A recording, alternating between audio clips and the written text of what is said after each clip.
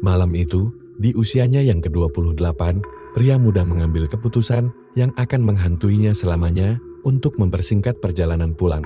Ia memilih jalan pintas, jalan pedesaan yang sepi, gelap, dan dikenal angker sejak awal. Firasat buruk mulai merayapinya, kabut tebal turun begitu saja. Membuat lampu mobilnya terasa sia-sia melawan pekatnya kegelapan. Ia merasa seperti sedang memasuki dunia lain, dunia yang tidak seharusnya ia masuki. Tiba-tiba, tanpa peringatan, mesin mobilnya mati total. Suara deru mesin yang tadinya menemaninya kini digantikan oleh sunyi yang memekakkan telinga. Ia mencoba menyalakan mobil berkali-kali, tapi tidak ada respon. Dengan sedikit ragu, ia memutuskan untuk keluar dan memeriksa kap mesin. Angin malam yang dingin langsung menyambutnya, membawa aroma tanah basah dan sesuatu yang aneh. Saat ia sedang sibuk mengutak-atik mesin yang tidak ia mengerti, sebuah suara bisikan halus terdengar tepat di telinganya. Suara itu tidak jelas, seperti angin yang membawa kata-kata dari tempat yang jauh. Jantungnya berdebar kencang. Dari sudut matanya, ia melihat sesuatu bergerak, bayangan. Sosok-sosok hitam yang meliuk-liuk di antara pepohonan rindang di sisi jalan. Ia merasa diawasi, setiap gerakannya terasa diikuti oleh puluhan mata tak terlihat. Rasa takut mulai menguasainya. Ia harus kembali ke mobil, harus pergi dari sini. Ia bergegas menarik gagang pintu. Tapi pintu mobilnya terkunci dari dalam. Bagaimana bisa? Kepanikan melanda. Ia menggedor-gedor jendela, mencoba memecahkannya dengan siku. Tapi kaca itu seolah sekeras baja. Ia terperangkap di luar, di tengah kegelapan, dengan sesuatu yang tidak ia kenal. Bayangan-bayangan itu tidak lagi bersembunyi, mereka mulai keluar dari rimbunan pohon, mendekat perlahan. Sosok mereka tidak jelas, lebih seperti gumpalan kegelapan yang hidup.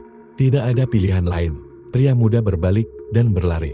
Ia berlari sekuat tenaga menyusuri jalan aspal yang retak, dengan paru-paru terbakar dan jantung yang serasa akan meledak.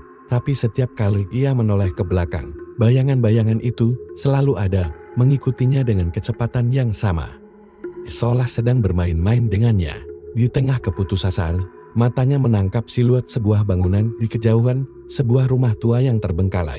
Berdiri sendirian di tengah hutan, tanpa berpikir panjang, ia berlari ke arahnya, berharap menemukan perlindungan di dalamnya.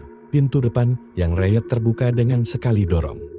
Ia segera masuk dan menutupnya, menyandarkan tubuhnya yang gemetar di pintu. Napasnya terengah-engah, tapi setidaknya ia aman, atau begitulah pikirnya. Suasana di dalam rumah ternyata jauh lebih menakutkan. Udara terasa berat dan pengap, dipenuhi bau debu dan pemusukan. Perabotan tua ditutupi kain putih, tampak seperti hantu-hantu yang sedang duduk menunggu. Dari setiap sudut gelap, ia merasa ada yang memperhatikannya. Bisikan-bisikan kini terdengar lebih jelas, datang dari semua arah, memanggil namanya. Pria muda sadar, ia telah melakukan kesalahan fatal. Ia bukan masuk ke dalam tempat perlindungan, melainkan masuk ke dalam sarang mereka. Ia mencoba kembali ke pintu, tapi pintu itu kini tak bisa dibuka.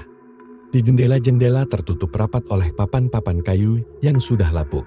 Ia terjebak. Bayangan-bayangan itu mulai merembes masuk melalui celah-celah dinding dari bawah pintu, menetes dari langit-langit seperti tinta hitam.